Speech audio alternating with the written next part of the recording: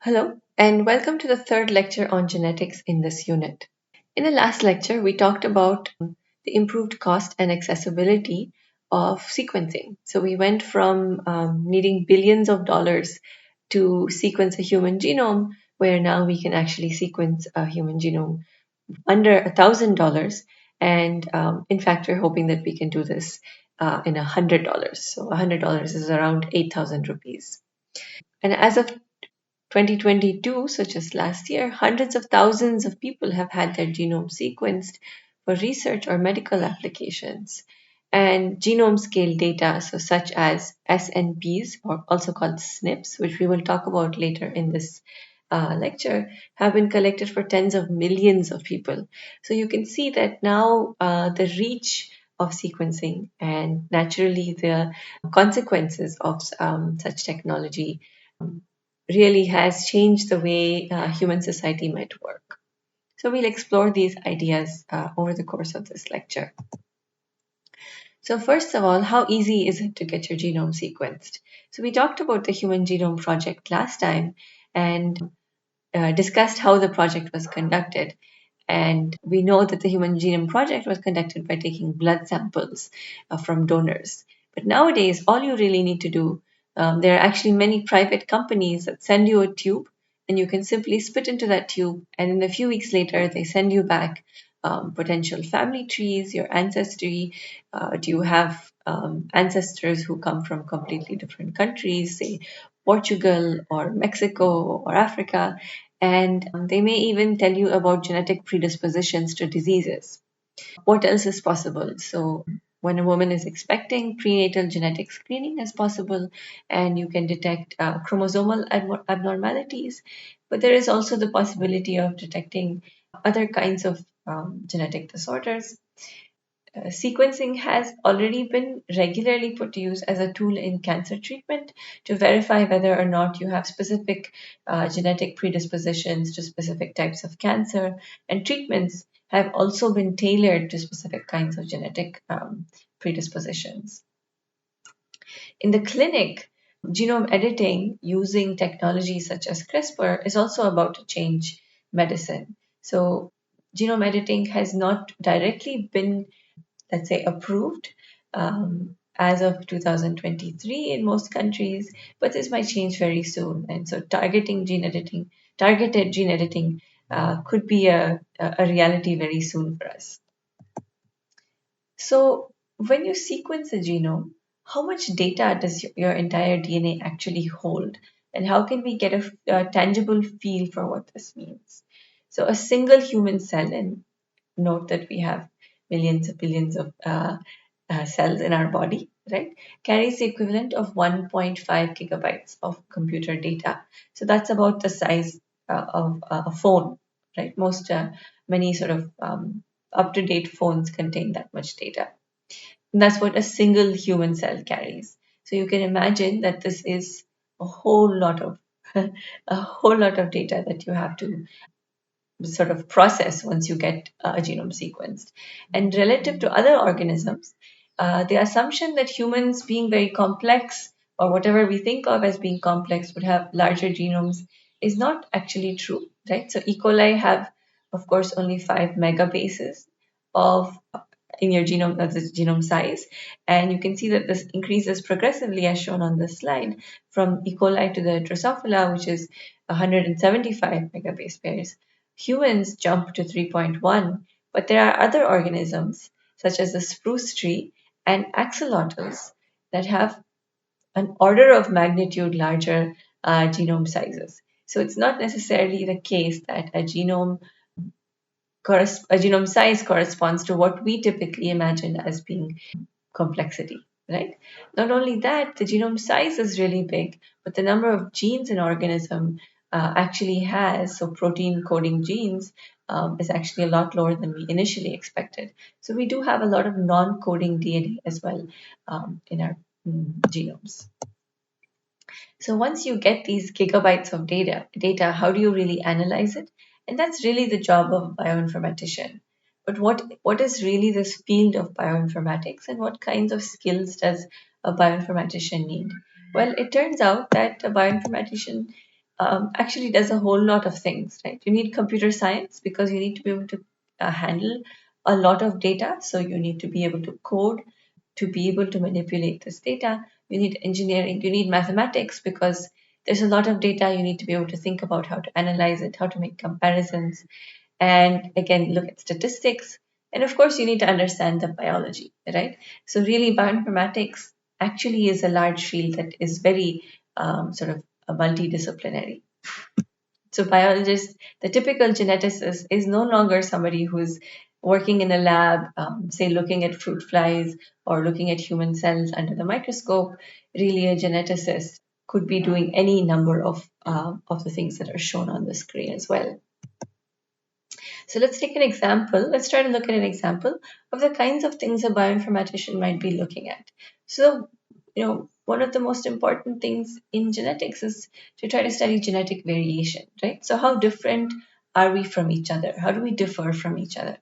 And one of the ways in which this can be done is by looking at single nucleotide polymorphisms. This is sometimes pronounced as SNPs, right? And what this is you can see an example is illustrated here, individual 1 and individual 2. And the genome looks very similar. This is just an example, right? And you can see that in this particular region, right, two alleles are possible. So either A or G, right? A on one strand and G or G on the same strand. And on the reverse strand, it would be either T or C, right? Because A is complementary to T and G is complementary to C. So really these two alleles are possible, and that's what we refer to as the SNP, right? So these are single nucleotide a region where any one, so in this case, the SNP has two possibilities, either A or G, and that's on the forward strand, right? If you look at the reverse strand, it's either T or C. So we can then calculate the frequency of a particular SNP. So this SNP that you see here, where it can be A or G, can be quantified in this way. So each of us has two copies of this SNP, and let's say that you have a population, and within this population, individuals can either have GG, AG, AA, or GA, right? And in this example population, there are 10 individuals, and because there are two locations for this allele, there are 20 in total, and there are 8 A's in this entire population. So the frequency of frequency of A is 40%, right, or 0.4. So you can also refer to this frequency as P is equal to 0.4. On the other hand, this is for A. For G, right, let's give it a frequency Q, that is 0.6, right, which is actually 1 minus 0.4. Okay. So now imagine that you have to find SNPs across a whole genome, where you don't have just an illustrative set of base sequences, but rather you have 3 billion base pairs. So you can imagine that this isn't something that can be done by hand, right? So you really need a computer to be able to do it. And that's essentially what a large part of what a bioinformatician does is to look for these kinds of variations, right? And it turns out actually that using the simple example that we just talked about, we can actually relate this to the hardy-weinberg equilibrium. This is a very simple model that actually helps us predict the frequency of these alleles, right? So the probability of allele A, this is what we just talked about in the previous slide.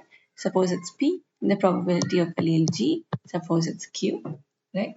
And suppose you have a population of parents that have any of these combinations, right? As I said, AG, AA, GG, etc.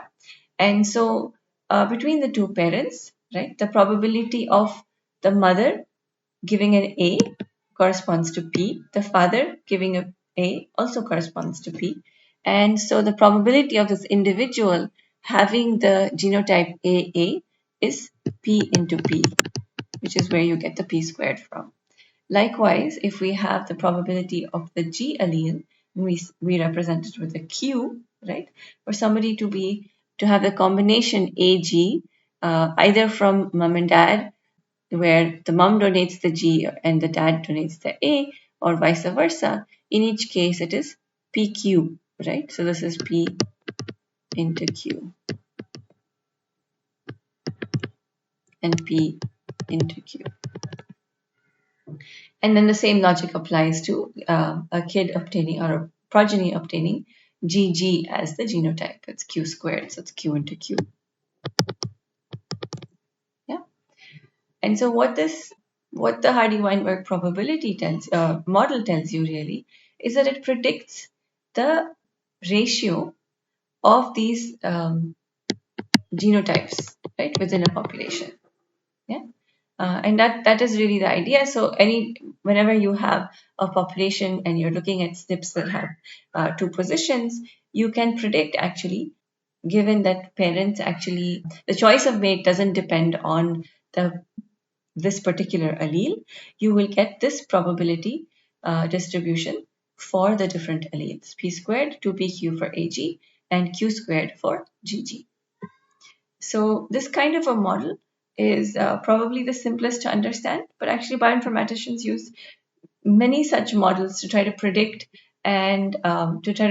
the, say, genetic variation within a population. And these models are based on certain assumptions, right? And so if the measured variation doesn't match what they see, doesn't match what they predict based on their model, then there's something that they have to go back and look at, and then they try to discover why it doesn't match the model.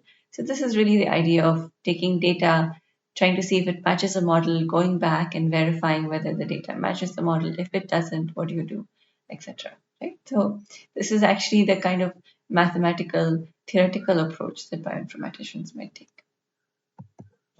So SNPs are not the only kinds of variations that you see across genomes in a human population. There are small-scale variations. The SNP is the first one that you see listed here, and that's what we explored. There are also deletions, so where basically a few nucleotides are a short length of a set of nucleotides are completely deleted.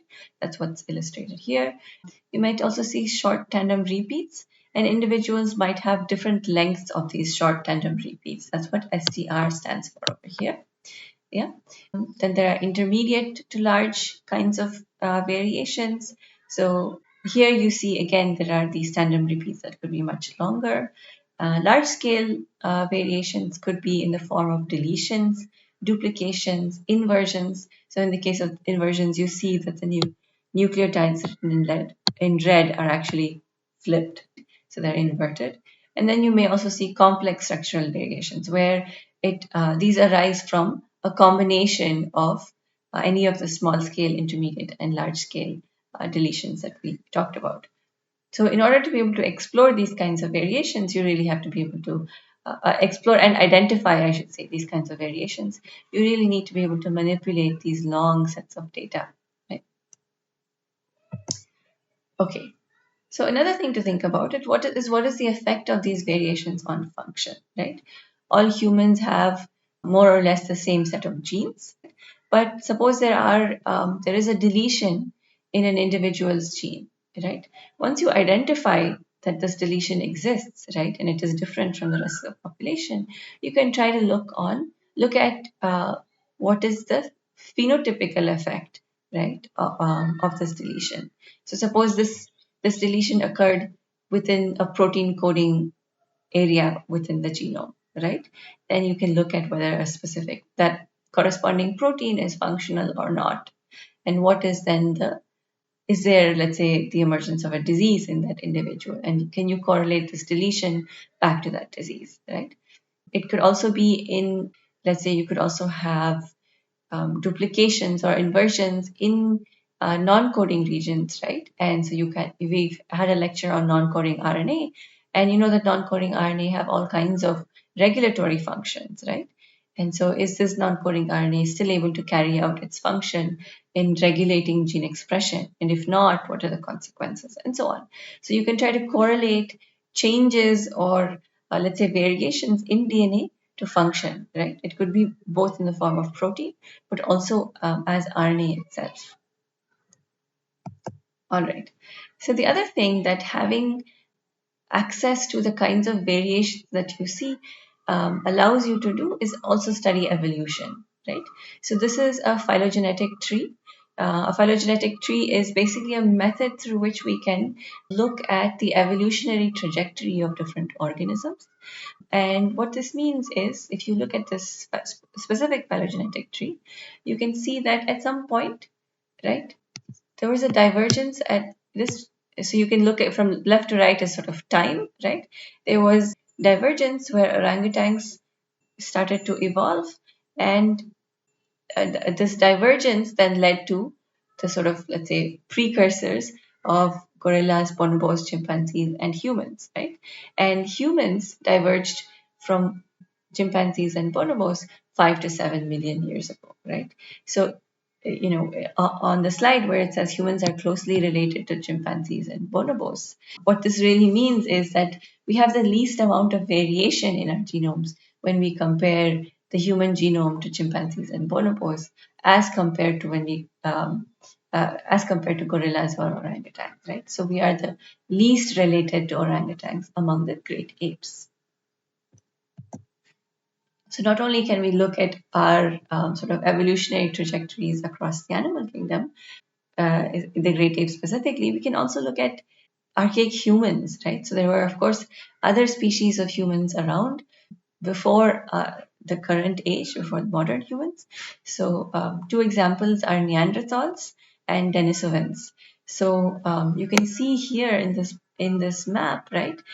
Basically, all humans originated from Africa and then migrated outwards towards Eurasia.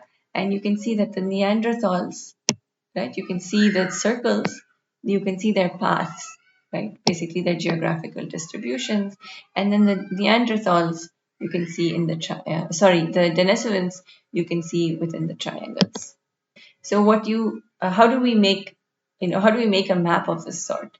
What's happened is that people have found artifacts, right? Really ancient artifacts, things like bones or hair and other kinds of material that still contains genomes, or at least some parts of genomes that could be sequenced, and can then allow us to detect whether this DNA material belonged to modern day humans, to Homo sapiens, or to Neanderthals or Denisovans, both of which are other species of essentially archaic humans, right? And not only that, we can also tell by looking at genomes and genome data, we can look at whether these individuals have come about through species mixing, right? So when Homo sapiens mixed with Neanderthals or mated with Denisovans, right? So we can actually see that we have actually found remains of ancient humans who actually have been the product of mating between Neanderthals and Denisovans, for example. And so this allows us to look at migration patterns and really understand our origins in ways that we never could before. We can also try to look at the diversity across modern day humans, right? So, as I just said in my previous slide, that all humans that we know of originated from Africa. And these circles on this map, the blue circle and the red circle, actually represent the genetic diversity that we see in populations in Eurasia and in Africa. So in Africa, it turns out that there is actually, even in present day Africans, there's a lot more genetic diversity than there is in the rest of the world. And how could this be possible if we all originated from the same population? So, one of the explanations is that potentially the people that migrated out of Africa were only a small portion, right, of the African population. They migrated out, and there was what you call a bottleneck effect. In other words, since it was a subsample of the genetic diversity that was already present in Africa that actually migrated out, that population never reached the same amount of genetic diversity that the African population has. So this kind of work has been continued by things like the Thousand Genome Project. So in the Thousand Genome Project, 1,000 genomes are being sequenced of people across the world, right? And so one really sort of interesting outcome of this project, where 184 Africans and sorry, I think I have this number wrong, 186 Africans and 184 Eurasians. Their genomes have been sequenced and compared, and it turns out that there isn't a single locus where we have 100% difference across the populations, right? And so this already tells us something, right? That our differences, the differences that we see, whether they are the physical or physiological differences that we see across human populations, don't actually arise from any single locus, right? But rather from an interaction of many different kinds of, let's say, genetic interactions. All right, so not only can we look at evolution then across the animal kingdom, the previous phylogenetic tree that I showed you was one with the great apes. Now we can also look at human evolution, right? So on the slide, you see what I already said before, where that humans have diverged from the other apes 5 to 7 million years ago, right? But it was around 800,000 years ago, so not that long ago that we diverged, and that there was further speciation, right, between Neanderthals and Denisovans around 600,000 years ago. So it's really interesting that we're able to use this molecular scale genomic data to actually trace back our history, right? So genetics has a lot of implications for how we see ourselves and our place in the world. And so we've been, as I said, we've been able to trace migration patterns, right? And we've been able to then trace also, our evolution across time. And that's what this is actually another form of a phylogenetic tree that shows you how Neanderthals and Denisovans, how they evolved and when they evolved, right? And what our common ancestors were. So we went from Homo erectus to Homo heidelberg genesis, and then Neanderthals and Denisovans. Okay, so once we are able to extract genomic data and actually trace back our ancestry, right? So typically when we think about the word ancestry, we think about our grandparents, our great grandparents, perhaps 5, 10 generations back at most. But this is allowing us to look back hundreds of thousands of years, right? So how does this knowledge of human history really inform us? What does it tell us? So there are some ethical questions to be considered. The first is, you know, ethical questions don't always have to be bad, first of all. But one thing we should ask ourselves is, how does knowing this, does it in any way reinforce any biases that we already have, right? Does it reinforce stereotypes that we may have about certain populations, certain countries, the origin of certain people? So these are kinds of things that you have to think about very carefully, and the kinds of questions that you ask, right? Should also be very carefully chosen. I don't mean ethical questions, I mean the scientific questions that you ask when you are exploring genetic data, right? Have to be really carefully chosen.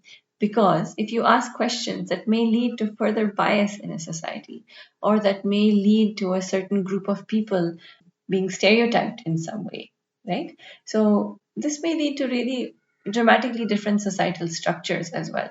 So we have to really ask ourselves as we explore genomic data, right? How we want to proceed with this. And this is not a question just for the scientists, it's also for the public at large, who is actually funding most of the research that's being done, right? So the public really should participate in thinking about how we want to explore not only the knowledge of human history, but genetic data in general. Other applications in human genetics include things like newborn genetic screening. So some examples of genetic disorders are included on this slide. So everything from cystic fibrosis to PKU, which you may have heard of, often are related to, say, a single nucleotide mutation, right? So a single nucleotide has been changed, and that gives the newborn a very high chance of having a particular disease, right? So what do you do with the data from newborn genetic screening, right? What are the consequences of knowing about a baby's genetic status before birth, right? So these are again questions that parents may have, communities may have, societies may have, right? When do we decide that a pregnancy is worth carrying through, and when is the pregnancy not? When should it be terminated? Or should it be terminated based on the knowledge of a baby's genetic status? So again, questions that come up as we sort of move forward in our ability to understand genetics. I want to bring up one more example, and that is, but before I do that, I have to explain cytoplasmic inheritance. So generally, when a sperm and an egg come together for to fertilize to form a zygote, right? The cytoplasm of the zygote comes primarily from the maternal gamete, right? So the cytoplasmic inheritance always comes from the mother, and within the cytoplasm is where the mitochondria are present, right? So that's within the cytoplasm. So as you know, the mitochondria also have their own genomes, right? So they carry genetic material, and this genetic material can be sequenced, and it is entirely possible that a mother may carry mitochondrial disorders, right? DNA disorders. And so this means that if a mother has a mitochondrial DNA disorder, then the child will be guaranteed to have that disorder as well, because the child will inherit all of the mitochondria or most of the mitochondria from the mother. So, what people have done through the process of IVF, in vitro fertilization, right, they've generated what are called, in layman's terms, three parent babies. And this is actually legal in many countries now, right, where the mother who has a mitochondrial genetic disorder donates her nucleus. Rather, I shouldn't use the word donate. The mother's egg, the nucleus is removed and then embedded within a donor egg, right? And the donor's nucleus is removed. So what this means is now you have a healthy egg where the mitochondria, the cytoplasmic inheritance comes from the donor, and the mother's nucleus is still present within the donor cytoplasm. So upon fertilization, the child gets the mitochondrial DNA from the donor, which is, I should say, a much smaller proportion of the total DNA within the cell, and the nuclear DNA from the mother. So this is an interesting example of three parent babies, and our ability to detect, say, mitochondrial disorders has allowed for this process to come about, right? And actually, it turns out that mitochondrial DNA editing using technologies such as CRISPR have really been emerging lately. And we never know, it may soon be the case that a donor egg is no longer required, donor cytoplasm is no longer required, and we can directly go in and edit mitochondrial DNA. So again, ethical questions come up, right? If DNA can be edited, what prevents designer babies? So what do I mean by designer babies? Designer babies are, babies where you can actually go in and edit specific genes, right? So suppose um, I'm not worried about disease anymore, but I'm worried that, a parent is worried that their baby should be really tall. And so can we go in and edit genes selectively so that the outcome is that their child is really tall? So, is this a question that we want to confront as a society? Is it bad? Is our designer babies bad? How far do we want to manipulate nature? And then, of course, the question comes up that, well, we are also part of nature, so whatever we do is natural, right? So, these are really complex ethical questions and don't have simple answers to them. But there are questions that we should very carefully consider as we move forward again with genetic technology. So, finally, I'd like to summarize this lecture. We've really been through a very wide variety of things actually in the past three lectures. But in this particular lecture, we talked about the cost of sequencing, referred to the idea that as it gets cheaper, there are more and more applications, and it's more and more accessible to us. We talked about SNPs, so single nucleotide polymorphisms, and other sources of variation. We talked about how the hardy-weinberg equilibrium could be used to predict allele frequencies. We also said that we could use variation to infer evolutionary trajectories, and we looked at examples of the great apes as well as archaic humans and modern day humans.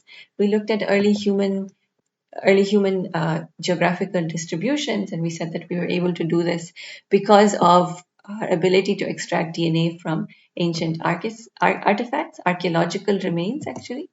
We also talked about genetic screening. We talked about the possibility of mitochondrial editing after we covered three parent babies, right? So you can see that the array of applications from genetic technology is really wide, right?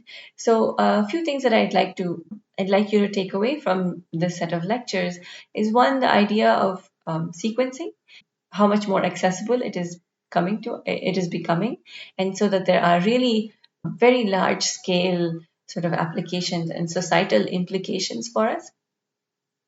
I would also like you to go back and think about how genetic technology has been used for us to understand really disease, right?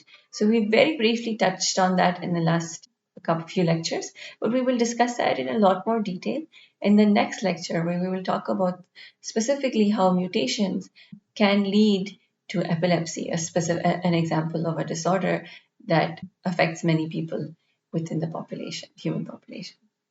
Thank you.